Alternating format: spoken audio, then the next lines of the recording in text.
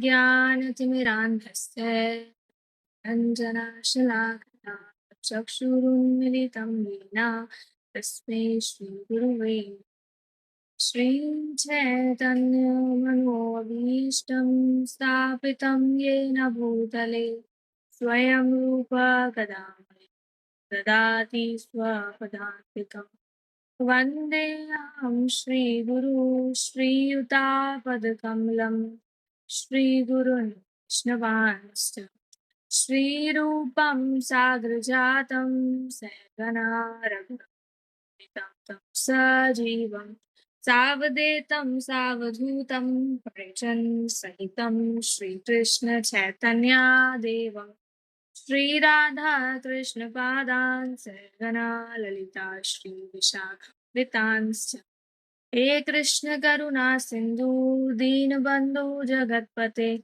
गोपेश गोपिका कान्ता श्रीराधा कान्ता नमोऽस्तुते तप्त काञ्चन गौराङ्गी श्रीराधे वृन्दावनेश्वरी वृषभानुसुते देवी प्रणमामि हरिप्रिये वाञ्छाकल्पतरुर्भ्यश्च कृपा सिन्धुभैव च पतितानां पावनेभ्यो वैष्णवेभ्यो नमो नमः। जय श्री कृष्ण चैतन्य प्रभु नित्यानंद श्री अद्वैत गदाधर श्रीवासादि गौर भक्त वृंदा हरे कृष्णा कृष्ण कृष्ण हरे हरे हरे राम राम राम हरे हरे नमो विष्णुपादाय कृष्णप्रेष्ठाय भूतले श्रीमते भक्तिवेदांत स्वामिनिति नामिने नमस्ते सारस्वते देवे गौरवाणी प्रचारिणे निर्विशेष शून्यवादी पाश्चात देश तारिणे। श्रील प्रभुपाद की जय। हरे कृष्णा सभी माता जी को। तो आज हम लोग भगवत चर्चा कर रहे हैं एज यूजुअल। आप लोगों की कृपा से प्रार्थनाओं से क्लास रोज हो पा रही है, तो मेरे जीवन में भी संतुष्टि है ना। आई होप आप लोग भी यही अनुभव कर पा रहे होंगे ना? कौन कौन भक्त है हुए? ओके, ठीक है, स्टार्ट करते हैं। आज क्या हुआ था कि मेरा एक सीनियर वैष्णव से मैंने एक डाउट पूछा था। एक कथा में सुन रही थी प्रसाद की महिमा के ऊपर, और उसके लिए मेरे को थोड़ा समय चाहिए। मैं यहाँ पे नहीं ले पाऊंगी, जब कोटा जाऊंगी तब ले पाऊंगी। प्रसाद की महिमा के ऊपर बता रहे थे कि बहुत इम्पोर्टेंट है, जैसे जो जो व्यक्ति प्रसाद बनाते हैं उन सबका चेतना उसके अंदर जाता है। यहाँ तक कि प्रभु जी बता रहे थे कि अगर कोई व्यक्ति प्रसाद को भक्ति सर्व करे ना, मतलब जैसे भक्त बनाते हैं और भक्ति सर्व करें, तो उनकी चेतना, मतलब वो प्रसाद बहुत प्योर रहता है। लेकिन होता क्या है कि अगर अभक्त बीच में उसको सर्व भी करते हैं, तो होता यूँ है कि उनकी चेतना भी जाती है। मतलब जितने-जितने लोगों ने उसको देखा, जितने-जितने लोगों ने उसको टच करा, उन सबका चेतना उसमें जाता है। लेकिन जो शुद्ध भक्त होते हैं ना, उनके ऊपर इस चीज़ का कोई प्रभाव नहीं पड़ता है। मतलब यूँ है कि हम लोग जब महाराज के लिए प्रसाद बनाते हैं ना, तो वैष्णव महाराज जी काफ़ी गुस्सा करते हैं कि कथा सुन के प्रसाद बनाओ। तो हम यूँ सोच लेते हैं कि महाराज कह रहे हैं कि अच्छी चेतना में बनाओ, पर हमारे प्रसाद अच्छी चेतना या बुरी चेतना बनाने महाराज के ऊपर फ़र्क नहीं पड़ेगा। महाराज तो शुद्ध भक्त हैं। वो इसलिए बोलते हैं कि आप कथा ढंग से सुनो और आपका शुद्धिकरण लो, आप वाणी संग मिस मत करो और आप सही चेतना से इसको प्रैक्टिस में लेकर के आओ, है ना? तो हम लोगों को बहुत ध्यान रखना चाहिए कि हम लोग अपनी प्रैक्टिस में रखें, प्रसाद को बहुत सही तरीके से बनाएँ। और अगर कुछ भी नहीं हो पाए ना, तो आप कीर्तन चला लो यार, सबसे बेस्ट, है ना? कीर्तन चलाते हुए प्रसाद बनाओ। तो हम लोग लास्ट क्लास में डिस्कस कर रहे थे कि कृष्ण बोल रहे हैं, भोक्ताराम यज्ञ तपसाम सर्वलोक महेश्वरम सूरदाम सर्वभूतानाम ज्ञात्वा माम शांतिम ऋच्छति। श्रील प्रभुपाद जी ना एक ही श्लोक को इतनी बार दोहराते थे, तो श्लोक का याद हो जाता था। मतलब अलग से बैठ करके आपको क्लास लगाने की जरूरत नहीं है कि आधा घंटा तो श्लोक याद करने में दे रहे हैं। क्लास में सुन सुन करके श्रवण मात्र से ही याद हो जाएगा। तो आप लोगों को सुनाते-सुनाते मुझे बड़े श्लोक याद हो गए हैं। तो ऐसा मत सोचिए कि मैं अलग से याद करती हूँ। आप लोगों के साथ ही होता है, संग का प्रभाव है। कुछ ही सदियों पूर्व रेड इंडियनों को अमेरिका का स्वामी माना जाता था। आज अपने ज़माने में हम उसके स्वामित्व का दावा कर रहे हैं, किंतु हो सकता है कि अगले 400 वर्षों या हज़ारों वर्षों में शायद कोई दूसरा उसका स्वामी होने का दावा करने लग जाए। आप जानते हैं अपन लोग जिस घर में रहते हैं ना, सरकार की तरफ से, गवर्नमेंट की तरफ से वो लीज़ पे मिलता है। लीज़ समझते हैं ना? मतलब एक तरीके से आपका एक कॉन्ट्रैक्ट साइन होता है, पेपर होता है कि ये जो ज़मीन है ये आपकी है 100 साल के लिए। 100 भी नहीं होता, 99 ईयर्स होता है ना? वो लीज़ पूरा हो जाता है तो दोबारा रजिस्ट्री वगैरह होती है। मतलब आपका ये परमानेंट नहीं है। और फिर इस चीज़ को सोच कर के देखो ना कि हम लोग बड़े-बड़े महल भी देखते हैं या फिर वो व्हाइट हाउस है। व्हाइट हाउस का नाम सुना है ना आपने? कहाँ पे है व्हाइट हाउस? जिसमें वो हाँ, अमेरिका में है। अमेरिका में, वॉशिंगटन में। है ना? तो वॉशिंगटन हाँ, तो वहाँ पर पहले कौन रहता था, अब कौन रहता है, आगे कौन रहेगा? अभी नरेंद्र मोदी जी हमारे प्राइम मिनिस्टर हैं, तो अभी जो है वो बैठ रहे हैं उस पोज़ीशन पे, फिर वो सब चेंज होता रहेगा। तो इस मटेरियल वर्ल्ड में सब कुछ बहुत टेम्परेरी है, प्रभुपाद जी कह रहे हैं। अब आगे बोल रहे हैं, भूमि तो यही है, ज़मीन तो यही रहेगी, लेकिन होगा क्या? हम सब यहाँ आते हैं और अपने को स्वामी होने का झूठा दावा करते हैं। देखो कितनी प्यारी बात है। अपन देखें ना इस चीज़ को, अभी जैसे वो कुछ मूर्ख लोग हैं जो सोच कर के बैठे हैं कि हम लोग कश्मीर को हड़प लेंगे, लेकिन ना तो कश्मीर आपका है, ना हमारा है, ना किसी का है, ये कश्मीर सिर्फ़ कृष्ण का है, उन्हीं का बनाया हुआ है। लेकिन हम लोग दावा करते हैं, इसको बोल रहे हैं मिथ्य स्वामित्व। मिथ्या मतलब समझते हैं ये फ़ॉल्स है, हमें लगता है हमारा है। ये संसार में सब कुछ, ये घर, ये परिवार, ये रिश्तेदार, यहाँ तक कि माताओं में तो और खतरनाक होता है। अपन लोग में बहुत खतरनाक होता है, ये मेरा लिपस्टिक है, ये मेरा जूता है, मेरा चप्पल है, ये मेरा कपड़ा है। ऐसा होता है कि नहीं होता है? मैंने ऐसे सुना है कि ब्रह्मचारीज़ में भी बहुत हद तक होता है, ये मेरा धोती-कुर्ता है। प्रभु जी इसने मेरा धोती-कुर्ता पहन लिया है। तो ये सब जगह है, जब तक हम शुद्ध नहीं हो जाते। मिथ्या स्वामित्व का यही विचारधारा वैदिक आदेशों से अनुरूप नहीं है। हमारे शास्त्र कभी नहीं कहते हैं ऐसा। कुछ लोग ऐसी धारणा बना लेते हैं, अरे भगवान ने ये संसार हमारे मनोरंजन, हमारे आनंद के लिए बनाया है। आप एक बात बताओ, अगर आनंद के लिए बनाया है, तो आनंद मिलता क्यों नहीं है? ऐसा क्यों होता है कि आप ज़्यादा एन्जॉय करना चाहो तो या तो हमारी तबीयत बिगड़ जाती है या जो चीज़ से एन्जॉय कर रहे हैं, जैसे मोबाइल फ़ोन, बहुत साइड इफ़ेक्ट होता है मतलब एन्जॉयमेंट का भी। कुछ लोगों को बहुत खाने का शौक होता है, चटर-पटर खाते हैं, लेकिन उनका पेट फिर वो अलग ही चटर-पटर बोलता है। आप समझ रहे हैं? ईशोपनिषद का कथन है कि इस ब्रह्मांड के भीतर प्रत्येक चार चर या अचर वस्तु भगवान द्वारा नियंत्रित है और वे इनके स्वामी हैं। कल महाराज जी का क्लास हो रहा था, वो बता रहे थे कि हमारे शरीर में 10 प्रकार की वायु है, भगवत गीता में दिया हुआ है ये। श्रील प्रभुपाद जी ने अपनी भगवत गीता जो है इतनी डिटेल में नहीं दी है, मतलब डिटेल दी है लेकिन उसको समझने के लिए हमें कथा सुनना चाहिए। तो वो उसमें बता रहे थे कि 10 प्रकार की वायु है हमारे शरीर में बहती हैं और अगर वो वायु थोड़ा ऊपर-नीचे हो जाता है, तो फिर हमारी जो है मतलब ना तो पाचन कर सकते हैं, ना कुछ है। मतलब हमारी बॉडी में जितनी भी एक्टिविटीज़ चल रही हैं, वो सब भी भगवान के थ्रू कंट्रोल्ड है। इवन भगवद गीता के 15 चैप्टर में तो कृष्णा क्लियरली बोल रहे हैं कि आपके पेट में जो अग्नि है, जो ताप चाहिए होता है ना, फूड को डाइजेस्ट करने के लिए, खाने को पचाने के लिए, वो भी मैं ही प्रदान कर रहा हूँ।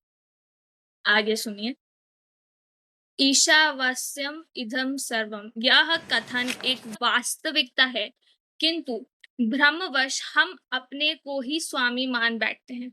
वास्तव में हम सब कुछ ईश्वर का ही हैं, अतः उन्हें सर्वाधिक धनवान कहा जाता है। देखिए, हम लोग बहुत हद तक कृष्ण को कॉपी करना चाहते हैं। हम लोग उनके जैसे ही हैं, पर वो कवरिंग आ गई है।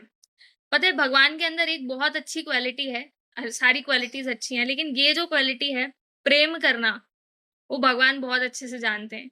कभी-कभार ना इस भौतिक संसार में जब बच्चे थोड़े मैच्योर हो जाते हैं ना, मैं बात करती हूँ तो मेडिकल कॉलेज की एक माताजी हैं, वो मुझे बोल रही थी कि माताजी अब ना ऐसा लगता है ये जो लड़कियां हैं लड़कों से बात कर रही हैं, फिर इनका फ्रेंडशिप होता है, फिर कुछ दिन बात करती हैं, फिर किसी और लड़के से बात करती है, बहुत बचकाना है ना। लेकिन वहीं पर वो यूं बोलती हैं कि कुछ चीज जो है, जो इटरनल सोर्स के पीछे भी तो भागना चाहिए। आप कृष्ण के अरेंजमेंट पे विश्वास क्यों नहीं करते? आप समझ रहे हैं? कृष्ण को करने दो आपके लिए सारी व्यवस्थाएं, है ना? वो देखेंगे आपकी लाइफ में कौन आएगा। लेकिन जो मनुष्य है, सबसे बड़ा दिक्कत यही है कि आज के टाइम पर हम लोग मतलब ये देखते भी नहीं है कि हम कहाँ से उठा करके क्या खा रहे हैं। ये हो गया ही नहीं हो गया कॉमन। ऐसे चलते हैं ना रोड पे, चलते-चलते एक गली निकलेगी, 2 गली निकलेगी, इतने खाने के ठेले जाते हैं, स्टॉल्स लग रही हैं, दुकानें बन रही हैं और लोगों को ये भी पता नहीं है कि वो क्या मानसिकता से बनाया गया है। उसको उठा करके खा लेते हैं। अब ये हम लोग तो भक्ति में हैं तो हमें समझ में आता है कि शुद्ध बनाया हुआ, शुद्ध मन से बनाया हुआ प्रसाद का अलग है। नहा करके प्रॉपर और फिर किचन में जाना, है ना? फ्रेश होने के बाद थोड़ा-सा पानी डाल करके, नहा करके फिर किचन में जाना। ये सब जो हम रूल्स फ़ॉलो करते हैं ना, इससे हमारा ही भोग बहुत शुद्ध बनेगा, हमारी चेतना बहुत विकसित होएगी और फिर डेफ़िनेटली इसका प्रभाव दिखेगा कि भक्ति करने में ज़्यादा संघर्ष नहीं करना पड़ेगा। माला अच्छे से होगी और फिर जब फ्री समय मिले तो थोड़ी भगवत चर्चा भी होगी, है ना? आगे चलते हैं। निस्संदेह ऐसे अनेक आदमी हैं जो स्वयं को भगवान होने का दावा करते हैं। उदाहरणार्थ भारत में किसी भी समय दर्जनों ऐसे लोग सरलता से ढूँढे जा सकते हैं, जो भगवान होने का दावा करते हैं। एक बार जब चैतन्य महाप्रभु जब इस धराधाम पे थे और उनके अप्रकट होने के बाद एक बुजुर्ग सा, ज़्यादा बुजुर्ग नहीं, कोई 35-40 के आसपास का व्यक्ति मिलता है और वो अपने आसपास में बहुत सारी लड़कियों को गोपी ड्रेस पहनवा करके डांस कर रहा है और खुद ने कृष्ण के जैसे वस्त्र पहने हुए हैं। उसको पुलिस वगैरह ने पकड़ा और ये बोला, वो कहता था कि मैं चैतन्य महाप्रभु हूँ। चैतन्य महाप्रभु दोबारा आए हैं, है ना? अब होता क्या है, उनको जब लोगों ने पूछा तो उन्होंने बोला कि चैतन्य महाप्रभु जो हैं, महाप्रभु ना रासलीला करके नहीं गए थे, मैं रासलीला करने आया हूँ क्योंकि महाप्रभु स्वयं कृष्ण हैं। तो ऐसे-ऐसे मूर्ख भी मिलेंगे तो प्रभुपाद जी बोल रहे हैं भारत में भी आज के टाइम पे ऐसे लोग मिल जाएँगे, जो खुद को कहते हैं कि मैं तो भगवान हूँ। किंतु यदि उनसे यह पूछा जाए कि वे प्रत्येक वस्तु के स्वामी हैं, तो उनके लिए इसका उत्तर दे पाना कठिन हो जाता है। ऐसे एक व्यक्ति तो मैंने अपने आँखों के सामने देखे। वो मिलते हैं और वो कहते हैं कि मैं भगवान हूँ। मतलब अच्छा, तो फिर आप सब कुछ कंट्रोल, उन्होंने बोला कि मेरे शरीर में जो बीमारी हो रही है उसको भी मैं ठीक कर सकता हूँ। तो ऐसे मूर्खों के लिए प्रभुपाद जी बोलते हैं तुम्हारा बीमार होना, तुम्हारा मरना, तुम्हारा बार-बार जन्म लेना, ये कौन-सी दिव्य लीला है? ये कौन-सी दिव्य लीला है? इसको रोको ना, क्या मज़ा आता है बार-बार ऐसे करने में? यह ऐसी कसौटी है जिसके द्वारा हम जान सकते हैं कि कौन भगवान है। अगर आपको पता करना है कौन भगवान है तो शास्त्र के मतों को जानना चाहिए। भगवान प्रत्येक वस्तु के स्वामी हैं। Everything is under control of Krishna और किसी के पास अथॉरिटी नहीं है। यहाँ तक कि जैसे जो सूर्य देव हैं, सूर्य देव क्या कहेंगे कि मेरा सूर्य लोक ही है, मेरा ये डिपार्टमेंट है। गणेश जी क्या बोलेंगे, मेरा ये डिपार्टमेंट है ना? इवन शिव जी जो हैं वो असुरों को टेक केयर करते हैं, तो बोलेंगे ये वाला मेरा डिपार्टमेंट है। लेकिन कोई भी ये नहीं कह सकता है एक्सेप्ट कृष्ण कि ये सारे डिपार्टमेंट मेरे अंडर में आते हैं। आप समझ रहे हैं? वो बोलेंगे I am head of all the departments. HODs का एचओडी हूँ मैं, समझ रहे हैं आप? इवन हमारे शास्त्र में एक मत आता है, ब्रह्म संहिता है, जो ब्रह्मा जी जिनको भगवान कृष्ण ने स्वयं ज्ञान दिया है, तो वो अलग-अलग जो भगवान के अंडर में जो वर्क कर रहे एचओडीज़ हैं, मतलब समस्त देवी-देवता, उनके मत प्रकट करते हैं। उसमें क्लियरली बताते हैं, उसमें ये भी बताया है गणेश जी क्या बोल रहे हैं। तो गणेश जी बोलते हैं कि मेरे जो ये सिर पर 2 कान हैं बड़े-बड़े, यहाँ पे कान है ना उनके, तो इनके बीच में यहाँ पर सब ऐसे बोलते हैं, गणेश जी के पास जाते हैं, कि गणेश जी जो है वो विघ्नहर्ता है, उनका नाम भी है ना। लेकिन यूँ गणेश जी स्वयं क्या बोलते हैं तब, वो श्लोका मैं आपको भेजूँगी ग्रुप में, गणेश जी स्वयं बोलते हैं कि जो विघ्न हर पाता हूँ ना, क्योंकि अपने जो हरि हैं, कृष्ण हैं, उनके चरण कमल अपने माथे पे रखता हूँ, तब जाकर के इन भौतिक संसार के जीवों का विघ्न हर पाता हूँ। शक्ति कहाँ से लाता हूँ? शक्ति स्वयं भगवान से लाता हूँ। अतः इस नाते वे अवश्य हर किसी व्यक्ति से तथा किसी भी वस्तु से अधिक शक्तिमान होना चाहिए। जब श्री कृष्ण साक्षात इस पृथ्वी पर उपस्थित थे, तो उन्हें कोई पराजित नहीं कर सकता था। युद्ध में कभी भी पराजित होने का कोई साक्ष्य नहीं है। वे क्षत्रिय वंशी थे और क्षत्रियों का धर्म है निर्बलों की रक्षा करना। यहाँ तक कि उनके ऐश्वर्य की बात करें तो उनकी 16,108 पत्नियां थी। तो प्रभुपाद जी मेंशन कर रहे हैं कि भगवान कृष्ण जो हैं, उनको कोई हरा नहीं सकता। महाभारत का युद्ध ना हारे हुए थे अर्जुन, अगर भगवान कृष्ण उपस्थित नहीं होते। मानते कि नहीं मानते हो? ये रियलिटी है। जितना प्लानिंग करके उन्होंने करा, भगवान ने ही करा जो करा, है ना। यहाँ तक कि अर्जुन जिस रथ पे बैठे हुए थे ना, युद्ध पूरा पूरा वो जो जितने भी दिन का युद्ध था वो समाप्त हुआ और भगवान कृष्ण ने अर्जुन को बोला कि पहले तुम उतरो। जबकि ऐसा होता है कि जो ड्राइवर है, भगवान कृष्ण ड्राइवर थे, वो उतरते हैं, वो गेट खोलते हैं रथ के साइड का। अब मुझे नहीं पता उसमें गेट था या नहीं था, है ना। तो वो ओपन करते हैं, बोलते हैं पहले मालिक आप उतरिए, लेकिन कृष्ण ने बोला कि अर्जुन पहले तुम उतरो। जैसे ही अर्जुन उतरे तो कृष्ण ने कहा और दूर जाओ। तो बोले दूर जाओ, बोले और दूर जाओ, जितनी दूर भाग सकते हो वहां भागो। फिर कृष्ण रथ के ऊपर से कूद गए। जैसे ही रथ पे से कूदे, रथ फट गया, बहुत बड़ा ब्लास्ट हुआ। इसका मतलब ये है कि अर्जुन जो है ना, इतना सामर्थ्य नहीं रख सकते थे कि वो युद्ध जीत सके महाभारत का। जो इतने बम, तीर वगैरह आ रहे थे, वो सब अंदर एब्जॉर्ब कर रहे थे क्योंकि कृष्ण बैठे हुए थे रथ में, सारे एब्जॉर्ब हो गए। मतलब समझ रहे हो, सारे अंदर ले लिए। और फिर जैसे ही कृष्ण उतरे, पावर खत्म, डिशुम। उन्होंने ये लीला करके बताया है, Arjun you have no power. कभी कभार ऐसा लगता है हमें, अरे अब तो हम ही मालिक हैं लेकिन भगवान बताते हैं कि देखो, आई एम द बॉस, है ना। यहाँ पर बता रहे हैं कि भगवान जो है वो क्षत्रिय वंश में आए हैं। अब कुछ लोग ऐसे सोचते हैं कि भगवान ने ना क्षत्रिय और ब्राह्मण परिवार में ही आना है। चैतन्य महाप्रभु के अवतार में वो ब्राह्मण रूप में आए हैं, लेकिन है ना, भगवान खंबे से भी आए हैं। उसका कोई वर्ण नहीं होता ना, तो वो उस टाइम पे क्षत्रिय है, ना ब्राह्मण है, ना वैश्य है, ना शूद्र है ना। तो उनका पिताजी खंबा था उस टाइम। यहाँ पे बोल रहे हैं 16,108 पत्नियां हैं। भगवान के ऐश्वर्य की बात क्या करते हैं? 16,108 पत्नियों के साथ वो रह रहे हैं। अपने आप को ऐसे बताते हैं, जब वो महल से बाहर निकलते थे ना, द्वारिका के महल के बाहर 16,108 महल सारे आसपास में है। कृष्ण एक है। कृष्ण जैसे ही महलों में एंटर करते हैं, जैसे ही वो एंट्री होती है उनकी, वैसे ही 16,108 कृष्ण हो जाते हैं, सबके पास जाते हैं और सबको लगता है मेरे पास कृष्ण है। और फिर जैसे ही बाहर निकलते हैं, एक हो जाते हैं। ऐसा मैजिक कोई कर सकता है क्या? और फिर वो बोलते हैं हम ही भगवान हैं। बताओ कैसे मूर्ख हैं। प्रत्येक पत्नी का अपना एक अलग महल था। गोविंद सुनिए, समस्त पत्नियों के साथ रमण करने के लिए उन्होंने अपनी 16,108 रूपों में अपने आप को विस्तारित किया था। यह अविश्वसनीय है, यकीन नहीं होता है। किंतु इसका उल्लेख श्रीमद् भागवतम में हुआ है, जिसे भारत के महान क्षत्रियगण शास्त्र के रूप में तथा श्री कृष्ण को भगवान के रूप में स्वीकार करते हैं। लोग बोलते हैं 16,108 पत्नियां क्यों हैं?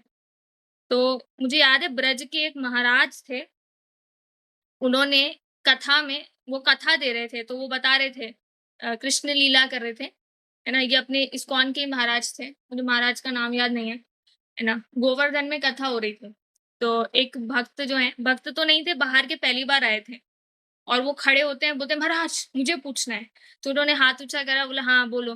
तो कहते हैं आप तो मुझे ये बताइए कि आप कह रहे हैं कि कृष्ण परम भगवान है, लेकिन उनकी तो 16,108 पत्नियां थी, उनको किसने हक दिया इतनी सारी पत्नियों का? महाराज को बहुत गुस्सा आया, क्योंकि ये कृष्ण की निंदा करना है, वो भी कृष्ण के, बोलते हैं ना, सेनापति भक्त के आगे, जो उनका शुद्ध प्रचार कर रहे हैं। तो पता है महाराज ने क्या बोला? आपको थोड़ा हो सकता है बुरा लगे, महाराज ने बोला कि तुम्हारी तुम्हारी पत्नी को लेकर के विवाह करा है, तुम्हारी बहन से करा है, तुम्हारी माँ से करा है। महाराज को बहुत गुस्सा आया। इस संसार में जितनी भी स्त्रियाँ हैं, यहाँ तक कि जितनी भी पुरुष हैं, ये सब कृष्ण की ही पत्नियाँ हैं। आप समझ रहे हो? हम लोगों के जो प्रभु जी लोग हैं या फिर आपके जो भाई हैं, जो पिताजी हैं, वो सब कृष्ण की अमानत हैं। तो किसको क्या लेकर के भागे? आप समझ रहे हो? और उल्टा भगवान की लीला पूरा जाने ना कि भगवान ने किस तरीके से उनकी रक्षा करी है। तो फिर हम लोग ऐसे हो जाएँगे कि यार कृष्ण हमें भी पत्नी बना लो ना। आप समझ रहे हो? इस नवम अध्याय के प्रथम श्लोक में आए गुह्यतम द्वारा श्री कृष्ण बताते हैं कि वह अर्जुन को अत्यंत गोपनीय ज्ञान प्रदान कर रहे हैं। आखिर वे अर्जुन से ऐसा क्यों कह रहे हैं? इसका कारण ये है कि अर्जुन द्वेष रहित है। हमें यही प्रैक्टिस करना है। हमें द्वेष रहित बनना है, अनसूयवे बनना है। जिसके हृदय में किसी के प्रति घृणा भाव नहीं हो। ये बहुत डिफिकल्ट है माताजी, बहुत। जब आप बुक डिस्ट्रीब्यूशन करने जाते हैं, आपने एक किताब बाँटी, सामने वाले ने 10 बाँट ली, आपको लगेगा यार इसमें ऐसा क्या है? इसने ऐसा क्या करा है? हम किसी को भी आगे बढ़ते हुए देखते हैं, भौतिक रूप में, आध्यात्मिक रूप में हमारे अंदर घृणा आती है। तो लेकिन हमारे गुरुजन क्या बोलते हैं वो सुनिए, वो बोलते हैं कि हमसे जो बड़े हैं, सीनियर हैं, उनको देख करके, बड़े मतलब सीनियर भक्ति में आगे हैं, उनको देख करके आपको प्रसन्नता होनी चाहिए, है ना? और हमें उनकी ग्लोरीज़ करनी चाहिए, उनकी तारीफ़ करो और उनसे प्रार्थना करो कि हमें भी थोड़ा-सा ये कृपा बरसाओ, ताकि हमारे हृदय में भी ये ज्ञान आए। हमारे हृदय में भी ये अनर्थ जाए और हम द्वेष करना बंद करें। जो बराबर के होते हैं, मित्र हैं, उनसे दोस्ती वाला व्यवहार रखो, और जो जूनियर्स होते हैं, जो नए-नए भक्ति में आए हैं, जिनको ज़्यादा पता नहीं है, तो उनको हम किस तरीके से व्यवहार करते हैं, उनको व्यवहार करते हैं, मोटिवेट करो। उनकी उनको उनको सिखाओ, उनको ज़रूरत हो अगर पूछें तो करेक्शन भी दो। तो ये सही आचरण होता है। लेकिन हम लोग क्या करते हैं, सबसे द्वेष पाल लेते हैं। बोले ये कल के आए बच्चे, ये हमें सिखाएँगे, है ना? ऐसा हो जाता है। लेकिन कृष्ण ये चीज़ लाइक ही नहीं करते हैं। कृष्ण लाइक करते हैं कि हम सबसे कितना प्रेम करते हैं। प्रजापतिज़ एक ग्रुप बताते हैं, शायद प्रजापति ही थे। भगवान जो हैं मिलने आते हैं। मतलब पृथ्वी पर एक ग्रुप बताते हैं, श्रीमद् भागवतम में इसका वर्णन आता है। भगवान समस्त देवी-देवता उस घर में आना चाहते हैं जिस घर में या जिस समाज में, जिस लोकेलिटी में सब बहुत प्रेम से रहते हैं। भक्ति भी नहीं कर रहे, बस प्रेम से रह रहे हैं आपस में, भगवान वहाँ आ जाते हैं। लेकिन उसमें उसमें ये चीज़ है, ऐसा नहीं कि उस घर में मांसाहार चल रहा है, अल्कोहल चल रहा है ना? ये सब नहीं होए। प्रॉपर नियम, कायदे, कानून से, और वो भोग लगा कर के पाएँ। भले ही कुछ ज़्यादा नहीं करे ना, भगवान वहाँ आना चाहिए। भौतिक जगत में यदि कोई श्रेष्ठ होता है, तो हमें उससे ईर्ष्या करने लगते हैं। हम ना केवल एक-दूसरे से ईर्ष्या करते हैं, अपितु भगवान से भी ईर्ष्या करते हैं। यही नहीं, जब श्री कृष्ण कहते हैं कि मैं स्वामी हूँ, तो हम इस बात पर विश्वास नहीं करते, हम डाउट करते हैं। और डाउट करके हम कहते हैं, अरे वो क्यों नहीं? वो क्यों स्वामी नहीं है? कृष्ण ही क्यों है? तो ये कहीं न कहीं हमारे शास्त्र के अनुसार हमारे अंदर कृष्ण के प्रति भी हल्का-हल्का द्वेष है, और हम सब कृष्ण के अंश हैं, इसीलिए हम बाकी जीवों से भी द्वेष कर देते हैं, है ना? जब शुद्ध होते हैं तो वो सब चला जाता है। किंतु अर्जुन के साथ ऐसी बात नहीं है। वे ईर्ष्या रहित होकर श्री कृष्ण की बात सुनते हैं। अर्जुन श्री कृष्ण के साथ तर्क वितर्क नहीं करते, वरन वे जो कुछ कहते हैं उसे स्वीकार कर लेते हैं। यही उनकी एक विशेष योग्यता है, यही श्रीमद् भगवत गीता को समझने की विधि है। अगर आप लोग भगवत गीता पढ़ते हैं तो भगवत गीता के स्टार्टिंग में जो इंट्रोडक्शन वाला पार्ट दिया हुआ है, हिंदी में क्या बोलते हैं, आमुख है ना? प्रस्तावना, आमुख, ये वाला जो पार्ट है, इसमें बताया गया है कि अगर आप कोई दवा देखते हैं, तो दवा पे प्रिस्क्रिप्शन लिखा हुआ होता है, कितनी बार लेनी है, कितनी मात्रा में लेनी है ना? और कब लेनी है। पता चले मन करा उठा के दवा ले ली। और सबसे पहले उसमें लिखा हुआ होता है फिजिशियन से पूछें, आपको डॉक्टर से पूछना पड़ेगा। उसी तरीके से भगवत गीता में भी उसके प्रिस्क्रिप्शंस भी लिखे हुए हैं। तो उसमें बोलते हैं प्रामाणिक सूत्रों से सुने, हर किसी से नहीं सुने, है ना? और जैसा बता रहे हैं, ये बोल रहे हैं कि जैसे जैसा है वैसा सुने। अब जैसे कभी-कभार हम डाउट करते हैं, आई थिंक मोस्टली स्टार्टिंग में मुझे भी डाउट होता था, ऐसे बोलते थे ना कि भगवान कृष्ण जो है वो परम भगवान है, तो मैं सोचती थी ऐसा कैसे? डाउट आता है, क्योंकि हम लोगों को पता ही नहीं है ना? आप इस चीज़ को महसूस करिएगा कि अगर हम सब जो हैं आज कृष्ण भक्ति कर रहे हैं, तो कहीं न कहीं पास्ट में हमने किन्हीं न किन्हीं देवी-देवताओं की आराधना, उपासना करी होती है। अपने आप से पूछिएगा, नेक्स्ट रिट्रीट में हम लोग ये क्वेश्चन रखेंगे, है ना? तो अदिति माता जी आप नोट करना। नेक्स्ट रिट्रीट में ये सवाल होना चाहिए कि आप लोग भक्ति में आए थे उससे पहले आप किनको पूजते थे? जैसे मुझे एक भक्त ने बताया, वो मुंबई से हैं, जयश्री माता जी, वो बता रहे थे कि हम गणेश जी की पूजा करते थे, है ना? तो फिर मेरा भी एक्सपीरियंस था कि मैंने बोला उनको बोला हाँ, मैं भी गणेश जी की करती थी, शिव जी की करती थी, है ना? तो एक भक्त बता रहे थे कि उनके साथ ऐसा हुआ, उनके घरवालों ने बोला कि तू शिव जी का ये मंत्र करेगी लॉकडाउन टाइम पे, इससे सारे के सारे कष्ट चले जाएँगे, है ना? वो करने लगी, एक दिन उन्होंने करा, 1 घंटे भी नहीं बैठ पाई, उसके बाद उन्होंने हाथ जोड़ करके शिव जी के आगे बोला कि शिव जी मुझे माफ़ करना, पर मेरा मन तो कृष्ण में लगने लगा है, अब मैं आप अब आपको छोड़ती हूँ मैं। आप बस ब्लेसिंग्स दीजिए और मुझे कृष्ण के पास भेजिए। बाद में जब उनको पता चला कि वैष्णवों में परम है शिव जी, तो वो यूँ हो रहे थे कि ये शिव जी की ब्लेसिंग थी कि मैं कृष्ण के पास गई हूँ। आप समझ रहे हैं? वैष्णवों की कृपा है कि कृष्ण मिलते हैं, है ना? एक लाइन इसको कंप्लीट कर लेते हैं। अपनी मानसिक परिकल्पना से ईश्वर को समझ पाना संभव नहीं है। इसके लिए हमें श्रवण करना होगा तथा स्वीकार करना होगा। स्वीकार करने की शक्ति, इसको ध्यान से सुनिए। अगर आप शास्त्र को स्वीकार करना चाहते हैं, तो प्रसाद पाइए और ब्रह्म मुहूर्त में जप करिए। शाम का जप, दिन का जप कोई काम का नहीं है। सुबह ही जप पूरा करने का प्रयास करिए। इट डज़न्ट मैटर कि आप जॉब करते हैं, आप हाउसवाइफ हैं, आपके 10 बच्चे हैं, 10 तो नहीं होंगे, 1-1, 2-2 बच्चे हैं, जो भी है।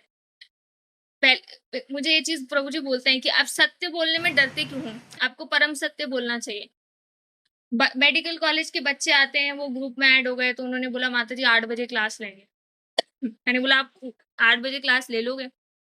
फिर दूसरे दिन मैसेज आता है कि माता जी 8 बजे तो बहुत जल्दी कर रहे हो आप। कम से कम 10 बजे तो लो, 8 बजे तो सोते ही होते हैं हम। तो ये स्थिति है इस भौतिक जगत की, बहुत ही बोलते हैं ना जघन्य टाइप की है, डेंजरस है। सुबह ही नहीं उठ पा रहे हैं। हम भूल गए हैं, स्कूल जाते थे, इतना लोड होता था, तब भी तो सुबह उठ करके अपना नहा धो करके रेडी होकर के सारे काम करते थे। लेकिन अब पता नहीं कैसे होते जा रहे हैं। पूरे मनुष्य योनियों में भी सबसे नीचे कैटेगरी में आ गए हैं। भगवान बताते हैं, प्रभुपाद जी ने लिखा है ये कि भगवान ने 84 लाख 88 लाख योनियां बनाई हैं। उन 88 लाख योनियों में 4 लाख तो मनुष्य की ही है। तो ये हम देखते हैं ना, ऐसे क्यों कुछ प्रकार के लोग हैं जो बम फोड़ने में विश्वास रखते हैं, ऐसे क्यों हैं जो चोरी करते हैं, ऐसे क्यों हैं जो जंगलों में ही रहते हैं, आदिवासी हैं। ये अलग अलग थोड़ा प्रजातियां हैं, लेकिन इसमें जो भक्ति कर रहे हैं वो टॉप मोस्ट मनुष्य योनि में है ना? और इसका सबसे बड़ा फ़ायदा आप देख सकते हैं कि भगवान हमारे लिए आगे से आगे व्यवस्था करते हैं कि हम लोगों को कष्ट ना आए, है ना? अब मुझे देख लीजिए, मैं क्लास नहीं ले पाती थी यहाँ पे। प्रार्थना करो बस गुरुजन से, प्रभुपाद जी से, और फिर अपने आप सेवा हो पाती है। तो हम ऐसे देखते हैं कि ये सब कृपा है। हम लोग हम लोगों को जैसे-जैसे भक्ति में आगे बढ़ेंगे ना, और सबसे महत्वपूर्ण है जितना अच्छे से जप करेंगे ना, हमें पता चलेगा कि हम कुछ भी करने के योग्य नहीं है, सब गुरु और कृष्ण करवाते हैं। उनका कृपा है ना? और कृष्ण से बहुत ज़्यादा कृपा गुरु करते हैं कि वो यहाँ पे आते हैं इस भौतिक संसार में हम जैसे नालायकों को सुधारने के लिए, है ना? अगर उनका डंडा हमारे सिर पे नहीं पड़े तो हम लोग सुधर नहीं सकते, ठीक है? तो आप लोगों को कोई प्रश्न हो ना, तो आप लोग मुझे व्हाट्सएप पे ऑडियो डाल सकते हैं। अच्छा, शिप्रा माता दी। हाँ, माता दी पूछिए। हरे कृष्णा। हरे कृष्ण माता जी, मैं प्रश्न नहीं पूछ रही, मैं एक भाव आपसे डिस्कस करना चाह रही थी और आप मुझे बताइएगा कि ये भाव सही है कि नहीं है। हाँ, ये माता जी जैसे अभी आपने बताया ना वो 16,108 रानियों वाली बात, हाँ, तो ये मेरे मन में ये बात आई कि 2 चीज़ें होती हैं। एक चीज़ बिल्कुल सनातन होती है, जो किसी भी कालखंड में चेंज नहीं होती है। और एक जो बात होती है वो युग-युग में बदल जाती है या कालखंडों के अनुसार बदल जाती है। हाँ, हाँ, जी। आज से 5000 साल पहले कोई चीज़ सही थी, तो ज़रूरी नहीं है कि वो अभी सही हो या हुँ, आने वाले हुँ। 5000 साल बाद वो चीज़ दोबारा सही मानी जाए। हाँ, हाँ, हाँ। जैसे उस समय पे 16,108 रानियाँ होना कोई ऐसे गलत बात नहीं होती थी, क्योंकि हाँ, गर्ल्स को ये हक होता था कि वो जिसको भी अपना पति स्वीकार कर लेगी, तो हाँ, उस जी। मनुष्य को, उस पुरुष को, उस स्त्री को स्वीकार करना ही पड़ेगा। हाँ, जैसे मतलब रुक्मणी माता जी का हम देखते हैं कि उन्होंने कृष्ण को बो भेज दिया कि मैंने आपको पति स्वरूप में स्वीकार कर लिया, तो कृष्ण को उनको लेने आना ही पड़ा। तो अब आज ये सिस्टम नहीं है, आज केवल एक ही पत्नी व्रत होता है। हाँ, हाँ, पर मतलब ये बात कहीं भी गीता में नहीं लिखी, क्योंकि ये बात सनातन नहीं है। तो इसमें गलत क्या है? लोग ये प्रश्न क्यों पूछते हैं कि उस टाइम 16,108 रानियाँ थी, तो भई उस कालखंड में वो चलता था, आज नहीं चलता है। 5,000 साल बाद कुछ और चलेगा। पर ये चीज़ सनातन तो नहीं है ना, ये चीज़ शास्त्रों में और गीता में तो नहीं लिखी ना। हाँ, मैं गीता में तो वही बात है जो हर कालखंड में सही मानी जाती है। हाँ, मैं तो समझ इस रही पे हूँ मतलब जो जी। असनातन बात है उस पे प्रश्न ही क्या उठाना? जैसे मैं आपको हुँ, बताऊँ कि मैंने एक बुक में ऐसा लिख पढ़ा था कि ईसा मसीह ने ये बात कही कि किसी के गधे मत चुराओ। तो भई आज के ज़माने में गधे पालता कौन है? ये बात क्या आज सही है कि किसी के गधे मत चुराओ? तो वो उस कालखंड में चलता था, आज नहीं चलता है। तो माताजी ये मैं सही सोच रही हूँ? आप बताओ? हाँ, माता दी इसमें थोड़ा-सा मैं अपना पॉइंट ऐड करूँगी जो मैंने प्रभुपाद जी से सुना है। माता दी जी। वैसे जो ये 16,008 108 पत्नियाँ हैं, वो तो ख़ैर कृष्ण तो भगवान है माता दी, तो हम लोग तो उस चीज़ को तो कंपेयर ही नहीं कर सकते मतलब कि नॉर्मल कोई व्यक्ति कर पाएगा। पर ये आज भी नियम है अपने हिंदुओं में भी है ना? हिंदू समाज में भी अगर कोई क्षत्रिय वर्ण से है, तो लड़का एक से ज़्यादा विवाह कर सकता है ना? पर क्षत्रियों का माताजी ये आज रूल है। कानून नहीं है ना हमारा।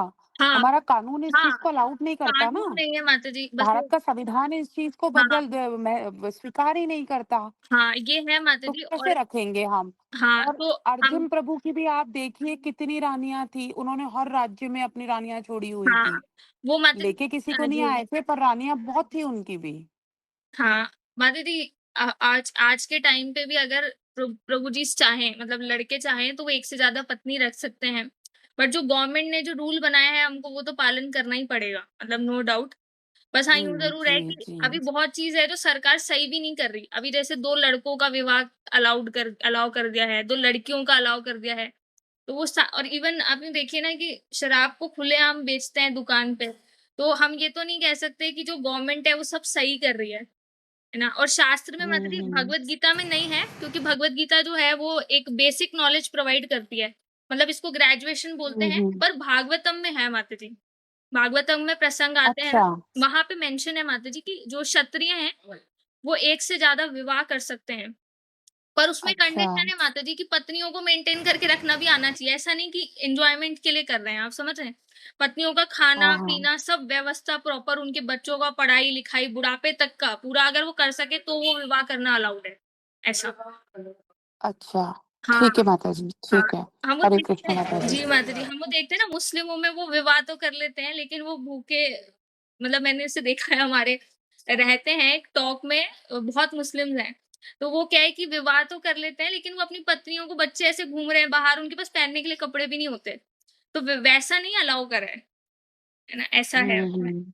हाँ, पर अभी जो है माता जी ठीक है माताजी। उसको हमें मतलब अभी तो नियम पालन करना ही पड़ेगा नहीं तो हम जेल में जाएँगे क्या मतलब। जी। सही है हाँ, माताजी। हाँ। हरे कृष्ण। जी, हरे कृष्णा माता जी। किसी का कोई प्रश्न है क्या? माताजी आप लोग मुझे सुबह उठा सकते हैं क्या? हाँ, मुझसे माता उठा जी आपने नहीं बोला जा था रहा है। कितनी बजे रिंग करना है माता जी? माताजी 4 साढ़े 4 बजे ब्रह्म मुहूर्त में उठा दीजिए। पहले तो मैं उठ रही थी 4 साढ़े 4 फिर आधा-आधा घंटे बढ़ते-बढ़ते आज 6:30 हो गया। हाँ, वो ऐसे होता है माता जी, कोई ना कोई भक्त रिंग कर देंगे। अक्षरा माता जी आप कर पाएँगे क्या? जो माताजी साढ़े 4 सभी कर दीजिए मुझे तो। हाँ, हाँ, मैं साढ़े 4 बहुत बजे तो मैं दुष्ट हूँ, खुद ही उठ रही हूँ। बहुत पापी हूँ, मैं उठूँगी ही नहीं। अरे नहीं, माता जी रिंग कर देंगे, साढ़े 4 बजे मैं कर दूँगी, अक्षरा माता जी 4 बजे तक कर देंगे अगर आप नहीं आ पाए तो, ऐसे। साढ़े 4 मैं कर दूँगी। ठीक है माताजी। हाँ, जी ठीक माता है, जी। हरे कृष्ण। हरे कृष्णा। 3 बार हम महामंत्र कर लेते हैं, आपसे तो बहुत-बहुत धन्यवाद। हरे कृष्णा, हरे कृष्णा, हरे हरे कृष्ण कृष्णा, कृष्ण हरे कृष्ण कृष्णा, हरे हरे हरे राम, हरे राम राम राम, राम हरे राम हरे। हरे हरे हरे हरे कृष्ण, हरे कृष्ण कृष्ण कृष्ण, कृष्ण हरे कृष्ण हरे, हरे हरे राम हरे राम, राम राम राम हरे हरे राम। हरे हरे हरे कृष्ण कृष्ण कृष्ण कृष्ण हरे हरे हरे राम, हरे हरे राम, राम हरे राम हरे। हरे शिल प्रभुपाद की जय, समस्त उपस्थित भक्तजन की जय, हरे कृष्ण महामंत्र की जय, श्रीमद् भगवद गीता, श्रीमद् भागवतम की जय। हरे कृष्णा सबको कृष्ण हरे कृष्णा सबको दंडवत प्रणाम। हरे